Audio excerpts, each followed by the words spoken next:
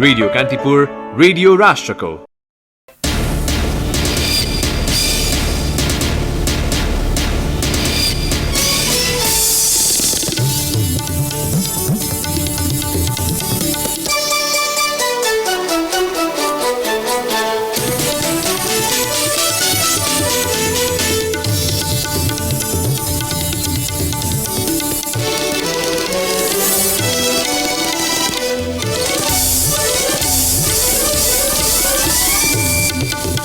राष्ट्रिय सभा सदस्य निर्वाचनका लागि कांग्रेसले छान्यो 16 उम्मेद्वार। राजपा र समाजवादीले पनि उम्मेद्वार टुङ्गो लगाए। मुलुकका विभिन्न क्षेत्रमा वर्षासँगै हिमपात हुँदा जनजीवन कष्टकर। केही दिन यता प्रभावित मौसम सुधार हुँदै जाने मौसम पूर्वानुमान महाशाखाको भनाई। जापानले नेपाली कामदार लैजान यही सातादेखि छनौट प्रक्रिया सुरु गर्दै जनवरी र मार्च गरी 2 चरणमा भाषा परीक्षा लिने। 5 महिनादेखि लागेको डढेलोका कारण अस्ट्रेलियाको जनजीवन प्रभावित। डढेलो नियन्त्रणका लागि 3000 सेना परिचालन गर्न प्रधानमन्त्री मोरिसनको निर्देशन।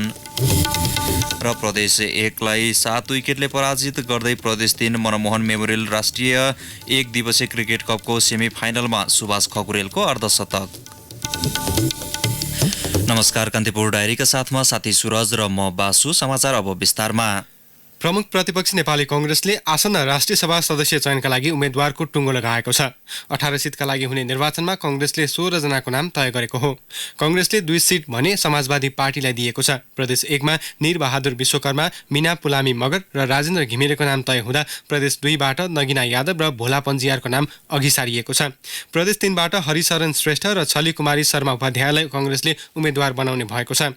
यस्तै गण्डकी प्रदेशबाट सूर्य प्रसाद रेग्मी र विमला गौचनको नाम अघि सारिएको छ।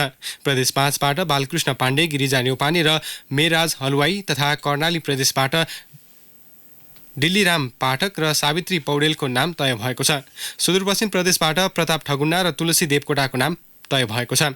टुङ्गिएका उम्मेद्वारको नामावलीमा पार्टी सभापति शेरबहादुर देउवाले हस्ताक्षर गरी सम्बन्धित प्रदेशमा पठाइसकेको कांग्रेसले जनाएको छ। सत्तारूढ नेकपाले भने उम्मेद्वारको नाम हिजो नै टुङ्गो लगाइसकेको छ। राष्ट्रिय सभाका 1/4 सदस्य चयन गर्न आगामी माघ 9 गते हुने निर्वाचनका लागि निर्वाचन आयोगले भोलि मनोनयन दर्ताको कार्यतालिका तय गरेको छ।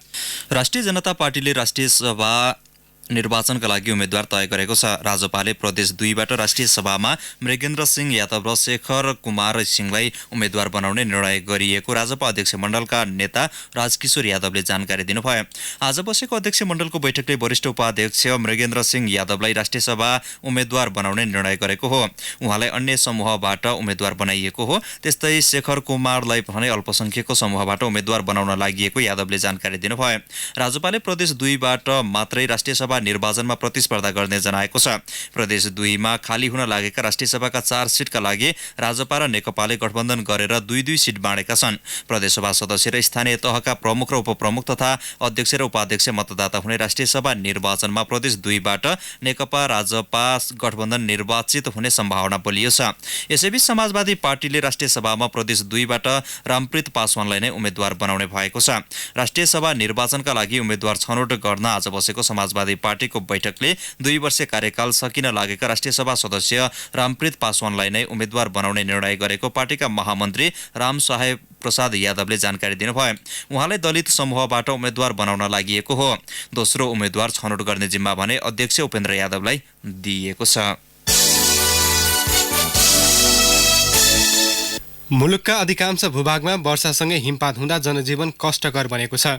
मुलुकको पूर्वी, मध्य र पश्चिमी क्षेत्रका भूभागमा आज वर्षासँगै हिमपात भएको छ।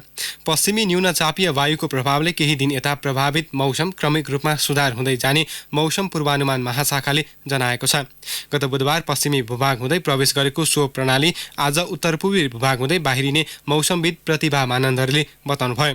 राति मुलुकको मध्यपूर्वी भूभाग लगायतका पश्चिमी पहाडी भूभागमा आंशिकदेखि सामान्य बदली रही पश्चिमी तराईका भूभागमा मौसम सामान्यतया सफा रहने महाशाखाले जनाएको छ। भोलिबाट मुलुकका पूर्वी भूभाग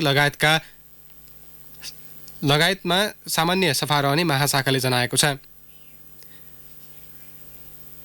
भोलिबाट मुलुकका पूर्वी भूभाग लगायत मध्य तथा पश्चिमी पहाडी भूभागमा आंशिक बदली रही बाँकी भूभागमा मौसम सामान्यतया सफा रहने मौसमविद मानन्दरले जानकारी दिनुभयो। यसैबीच मनाङ, मुस्ताङ, पूर्वका धनकुटा, तेह्रथुम, ताप्लेजुङ लगायतका जिल्लामा पनि हिमपात भएको छ। हिमपात र वर्षाको कारण रसुवाको उत्तरी क्षेत्र, लाङटाङ, क्यान्जिङ, गोसाइँकुण्ड, धुन्चेको लेक लगायत ठाउँमा जनजीवन प्रभावित बनेको छ। वर्षा र हिमपातका कारण बाली सप्रिने भएपछि कृषक भने खुसी छन्।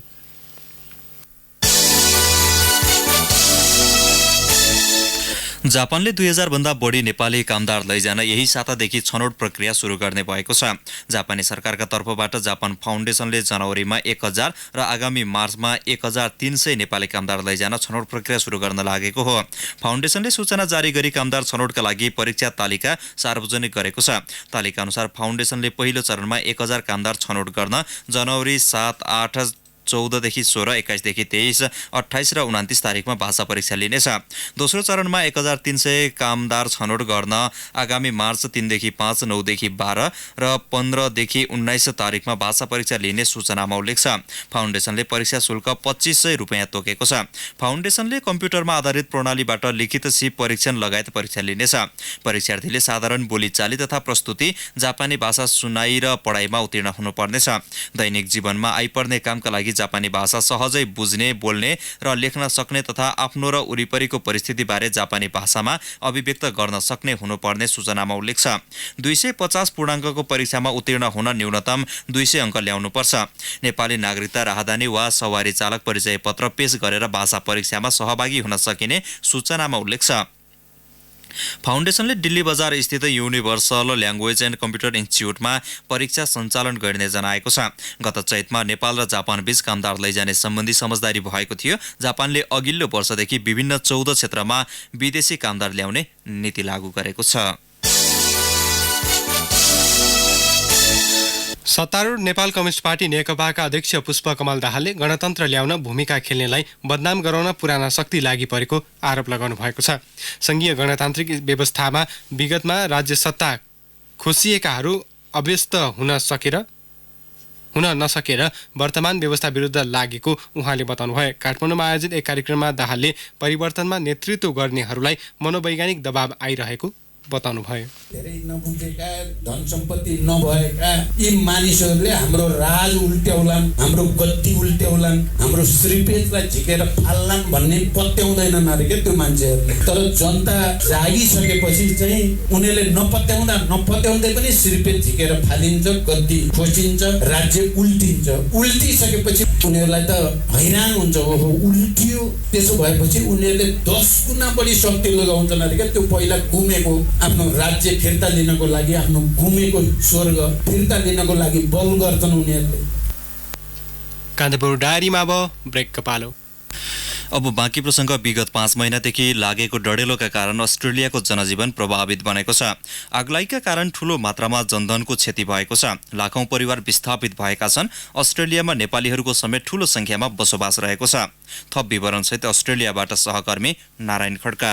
अस्ट्रेलियामा डढेलो लाग्नु सामान्य जस्तै हो, किनभने हरेक वर्ष डढेलोका कारण आर्थिक तथा भौतिक क्षति हुने गरेको छ। तर यस वर्ष गर्मीको सुरुवाती सिजनदेखि नै सुरु भएको यस आगलागीले उग्र रूप मात्र लिएको छैन कि अहिलेसम्म दर्जनौं आगलागी अनियन्त्रित छन्। अहिले New South Wales, Victoria, South Australia लगायतका राज्यमा आगलागी भइरहेको छ, जहाँ नेपालीहरूको उल्लेख्य बसोबास छ। 1,20,000 बढी नेपालीहरू बसोबास गर्ने अस्ट्रेलियामा आगलागीका कारण अहिलेसम्म कुनै पनि नेपाली प्रभावित नभएको, तर आफूहरूले सरकारको आदेश पालना गर्न र सुरक्षित रहन भने आग्रह गरिरहेको अस्ट्रेलियाका लागि नेपाली राजदूत महेश राज दाहाल बताउँछन्। आगलागीको प्रभाव बढ्दै गइरहेको अवस्था छ, तर यति बेला धेरै व्यक्तिहरूको जनधनको क्षति भएको अवस्था छ र नेपालीहरूको कुनै त्यस्तो जनधनको क्षति भएको जानकारी हामीलाई प्राप्त भएको छैन नेपाल एम्बेसीलाई। र नेपालीहरू सुरक्षित अवस्थामै छन्, तर पनि हामीले एम्बेसीको तर्फबाट त्यहाँ रहनुभएका, त्यस क्षेत्रमा रहनुभएका सबै नेपालीहरूलाई आफू सुरक्षित रूपमा रहनको लागि र चनाको र सचेत भएर रहनको लागि पनि हामीले आह्वान गरेका छौँ। आगलागीकै कारण सर्वसाधारण पीडित बनेपछि अस्ट्रेलियामा रहेको नेपाली समुदायलाई समेत सहयोगका हातहरू अघि बढाइरहेको छ। एनआरएन अस्ट्रेलियाले केही समय पहिले $20,000 सङ्कलन गरेर न्यू साउथ वेल्सको रुरल फायर सर्भिसलाई हस्तान्तरण गर्यो भने आज शनिबार दक्षिण अस्ट्रेलियामा एनआरएनले नै च्यारिटी डिनरको आयोजना गरेर रकम सङ्कलन गर्यो। एनआरएन सल्लाहकार गोकुल घिमिरे आफ्नो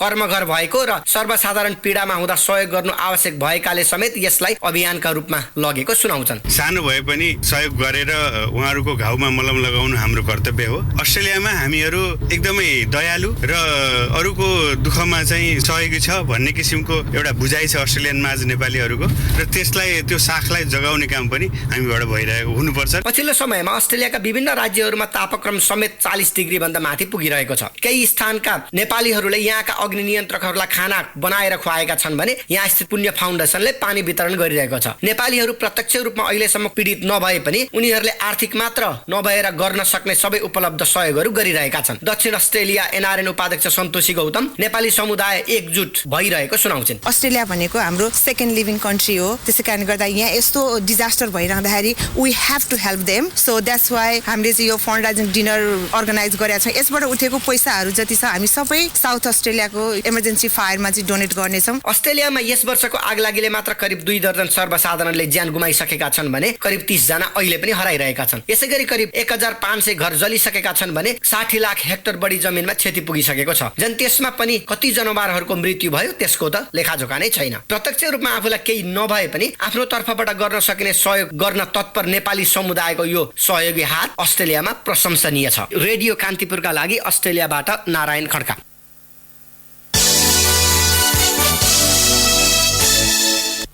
अस्ट्रेलियाको सिडनीमा 2 नेपाली विद्यार्थीको पौडी खेल्ने क्रममा डुबेर मृत्यु भएको छ। एनआरएन अस्ट्रेलियाका कोषाध्यक्ष अनिल पोखरेलका अनुसार स्थानीय निकुञ्जमा क्याम्पिङ गएका उनीहरूको पौडी खेल्ने क्रममा दलदलमा डुबेर मृत्यु भएको हो। सिडनीबाट उत्तरी क्षेत्रको बेरोरा राष्ट्रिय निकुञ्जमा गएका विद्यार्थीमध्ये धादिङका 23 वर्षीय रोशन छतकुली र चितवनका 26 वर्षीय विशाल सेडाईको मृत्यु भएको हो। उपचाररत प्रदीप पाण्डेको भने ठेगाना खुलेको छैन। भक्तपुर र धनुषामा भएका छुट्टा-छुट्टै सवारी दुर्घटनामा 2 जनाको मृत्यु भएको छ। भक्तपुर नगरपालिका 1 सृजना नगरमा बा 92 प 3409 नम्बरको स्कुटरको ठक्करबाट गम्भीर घाइते भएका भारतीय नागरिक 25 वर्षीय नरेन्द्र पालको डाक्टर मेमोरियल युवा मुरा अस्पतालमा उपचारका क्रममा बिहान मृत्यु भएको हो। यस्तै धनुषाको जनकपुर उपमहानगरपालिका 6 स्थित सडकमा ना 1 क 4509 नम्बरको टिप्परको ठक्करबाट गम्भीर घाइते भएका 36 वर्षीय सुधा देवी ठाकुरको स्थानीय जानकी हेल्थ केयरमा उपचारका क्रममा मृत्यु भएको छ। प्रहरीको केन्द्रीय अनुसन्धान ब्युरो CIB ले कास्कीको खुट्टे गौडाबाट एक कुख्यात अपराधीलाई पक्राउ गरेको छ। धादिङको उत्तरी भेगमा हत्या, डकैती तथा लुटपाट मचाएको अभियोगमा प्रहरीले साइला भनिने 27 वर्षीय दुर्गा बहादुर तामाङलाई पक्राउ गरेको हो। जिल्ला प्रहरी कार्यालयमा तामाङ विरुद्ध 2 वटा हत्या र 1 वटा डाका मुद्दा दर्ता भएको छ। 2067 सालमा धादिङको दार्खा 1 पातले भिरमा शिव थापाको हत्या गरेको अभियोग उनीमाथि छ। सोही घटनामा तामाङलाई अदालतले 5 वर्ष कैद पनि तोकिसकेको छ। यस्तै 2069 सालमा सोही ठाउँका भीषण सिमखडाको हत्या गरेको अभियोग पनि उनीमाथि छ। यस्तै गत जेठ 8 गते धादिङको खानियाबास गाउँपालिका 1 पर्सेमा धारिलो हतियार खुकुरी देखाई 6,10,000 रुपैयाँ लुटेको अभियोग छ। आवश्यक कारबाहीका लागि तामाङलाई जिल्ला प्रहरी कार्यालय धादिङमा बुझाइएको CIB का SP बेल बहादुर पाण्डेले बताउनुभयो। ललितपुरको फुलचोकी डाँडामा हिउँ खेल्न जानेहरूलाई मध्याह 12 बजेपछि जंगलमा नजान बाडेगाउँ प्रहरीले आग्रह गरेको छ। प्रत्येक वर्ष हिउँ खेल्न पिकनिक तथा हाइकिङ जाने युवा युवती हराउने घटना बढेपछि मध्याह 12 बजेपछि जान रोकिएको प्रहरी निरीक्षक अरुण भट्टराईले बताउनुभयो। फुलचोकी फेददेखि माथि डाँडासम्म पुग्न करिब 13 किलोमिटर दूरी रहेको र जसरी पनि पुग्ने सोचले छोटो बाटो जाँदा हराउने समस्या हुने, फर्किँदा रात पर्ने भएकाले 12 बजेपछि कसैलाई जान नदिएको प्रहरीले जनाएको छ।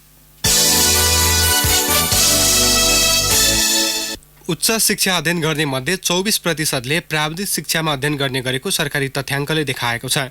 शिक्षा, विज्ञान तथा प्रविधि मन्त्रालयले सार्वजनिक गरेको प्राविधिक तथा व्यावसायिक शिक्षा र सिप विकास तथ्यगत विवरण अनुसार उच्च शिक्षामा अध्ययनरत कुल 3,71,184 विद्यार्थी मध्ये 89,252 जनाले प्राविधिक शिक्षा रोजेका छन्, जसमध्ये सबैभन्दा धेरै 35% विज्ञान तथा प्रविधि विषयमा अध्ययनरत छन्। त्यसपछि चिकित्सा शास्त्रमा करिब 26,000 तथा आयुर्वेदमा सबैभन्दा न्यून 185 जना विद्यार्थी अध्ययनरत छन्।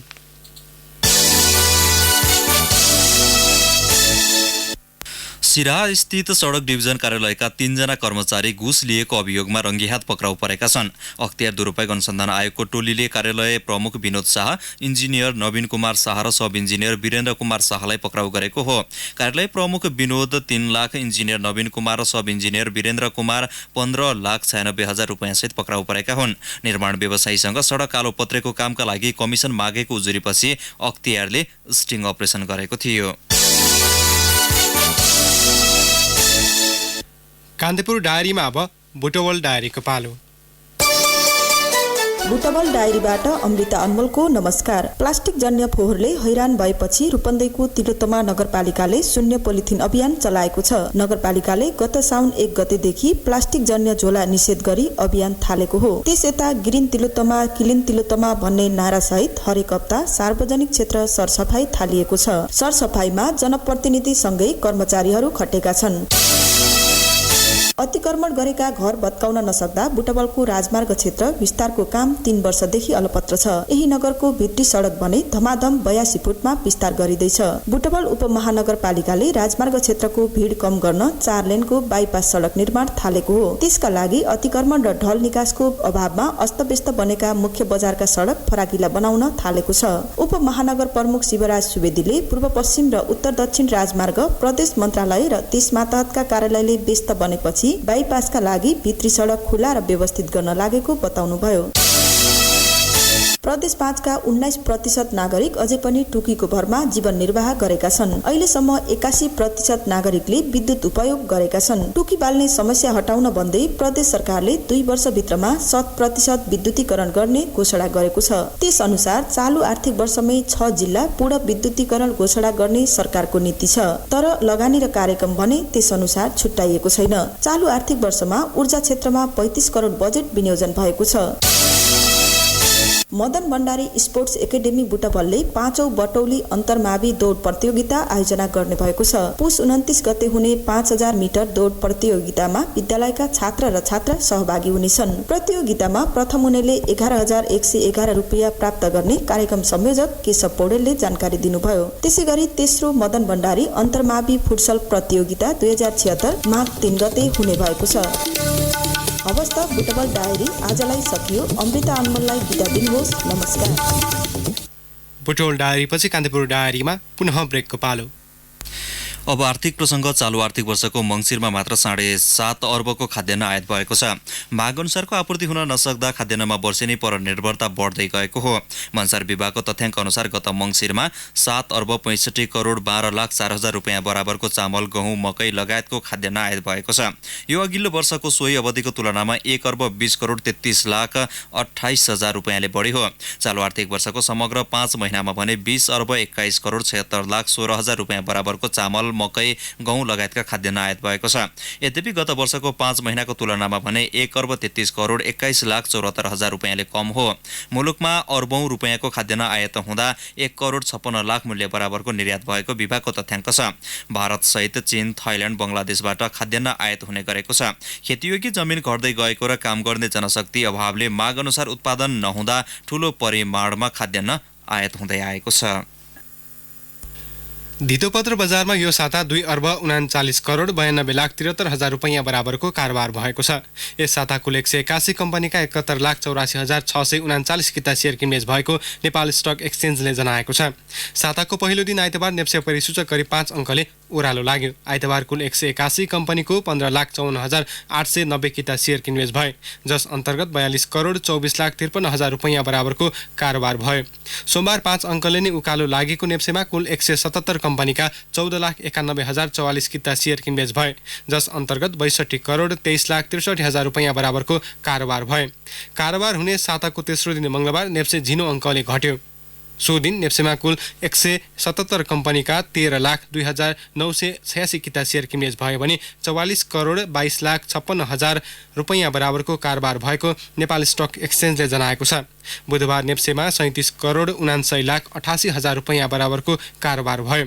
कारोबार हुने साताको अन्तिम दिन बिहिबार नेप्से परिसूचकमा सामान्य अङ्कले गिरावट आयो। बिहिबार 3.29 अङ्कले घटेको नेप्सेमा 53 करोड 22 लाख रुपियाँ बढीको कारोबार भएको थियो। अन्तिम दिन 170 कम्पनीका 16,60,406 किता सेयर किनबेच भए। अब अन्तर्राष्ट्रिय प्रसङ्ग अमेरिकी राष्ट्रपति डोनाल्ड ट्रम्पले इरानको इस्लामिक रिभोल्युसनरी गार्ड्स कर्प्स आइआरजिसी अन्तर्गतको कुद्स फौजका जर्नेल कासिम सुलेमानीलाई युद्ध सुरु गर्ने उद्देश्यसहित नमारिएको बताउनु भएको छ। सुलेमानीलाई युद्ध रोक्नका लागि मारिएको उहाँले उल्लेख गर्नुभएको बीबीसीले जनाएको छ। अमेरिकी हवाई आक्रमणमा सुलेमानीको हिजो इराकको राजधानी बगदाद स्थित एयरपोर्टमा मृत्यु भएको थियो। सुलेमानीको मृत्युको पुष्टि गर्दै इरानले कडा बदला लिने प्रतिक्रिया दिएको छ। इरानले सुलेमानीको मृत्युमा 3 दिने राष्ट्रिय शोकको घोषणा गरेको छ। इराकका दोस्रो शक्तिशाली व्यक्तिका रूपमा रहेका सुलेमानी मारिएपछि अमेरिका र इरान युद्धको सम्मुख रहेको अन्तर्राष्ट्रिय सञ्चार माध्यमले जनाएका छन्। डढेलो नियन्त्रणका लागि अस्ट्रेलियाले सेना खटाउने भएको छ। प्रधानमन्त्री स्कट मरिसनले 3000 सेना परिचालन गर्ने बताउनु भएको बीबीसीले जनाएको छ। इतिहासमै डढेलो यो पहिलो घटना रहेको रक्षामन्त्री लिन्डा रेनोल्ड्सले उल्लेख गर्नुभएको छ। आगलागीका कारण हजारौं घरमा विद्युत सेवा कटौती भएको छ। डढेलोका कारण गत सेप्टेम्बरदेखि अहिलेसम्म 23 जनाले ज्यान गुमाइसकेका छन्। सयौं मानिस हराइरहेका छन् भने हजारौं घरहरू जलेर नष्ट भएका छन्। अब खेल प्रसङ्ग प्रदेश 1लाई 7 विकेटले पराजित गर्दै प्रदेश 3 मनमोहन मेमोरियल राष्ट्रिय 1 दिवसीय क्रिकेट कप प्रतियोगिताको सेमिफाइनलमा प्रवेश गरेको छ। प्रदेश 1लाई 7 विकेटले पराजित गर्दै प्रदेश 3 समूह C को विजेताको रूपमा सेमिफाइनलमा प्रवेश गरेको हो। प्रदेश 1ले दिएको 145 रनको लक्ष्य पक्षाएको प्रदेश 3ले 26 ओभरमा 3 विकेट गुमाउँदै पूरा गर्यो। कप्तान सुभाष खकुरेलले 73 बलमा नट आउट रहँदै 7 चौका र 5 छक्का सहित 85 रनको योगदान गरे। जितेन्द्र सिंह ठकुरी 26 बलमा 1 चौका सहित 17 रनमा अभिजित रहे। ओपनर रित गौतम 17, आदिल खान 11 र ईशान पाण्डे 5 रनमा क्याच आउट भए। प्रदेश 1 का सुवनकर उरावले 2 र दिपेश कणेलले 1 विकेट लिए। यसअघि टस हारेर ब्याटिङ गरेको प्रदेश 1ले निर्धारित 28 ओभरमा 144 रन जोड्दै अल आउट भएको थियो। वर्षाको कारण खेल अवरुद्ध हुँदा 28 ओभरमा छुट्याइएको थियो। प्रदेश 1 का लागि कप्तान पुष्प थापाले सर्वाधिक 50 रनको योगदान गरे। पहिलो खेलमा प्रदेश 1ले प्रदेश 5लाई 68 रनले हराएको थियो। दोस्रो खेलमा प्रदेश 5 र प्रदेश 3 बीचको खेल वर्षाका कारण अवरुद्ध हुँदै दुवै टोलीले 1-1 अङ्क बाँडेका थिए। लमजुङको बेसी शहरमा आयोजित त्रिवेणी कपको 28औं संस्करणमा आयोजक त्रिवेणी युवा क्लब हरियो र भगवती टोखा काठमाडौँ फाइनलमा प्रवेश गरेका छन्। बेसी शहरको सहजी खेल मैदानमा त्रिवेणी रङ्गशालामा भएको खेलमा समाज कल्याण काठमाडौँलाई टाई ब्रेकरमा 4-2 अन्तरले हराउँदै त्रिवेणी हरियो फाइनलमा प्रवेश गरेको हो। हौस् नै प्रसङ्गसँगै कान्तिपुर डायरीका आजका सम्पूर्ण बुलेटिन यही सकिन्छ। भोलि बिहान 6:30 बजे नियमित बुलेटिनका साथमा उपस्थित हुने नै छौँ। अहिलेलाई साथी सुरज र म बासु बिदा हुन्छौँ। नमस्कार, शुभरात्रि। सूचना र मनोरञ्जनको सम्वाहक रेडियो राष्ट्रको रेडियो कान्तिपुर।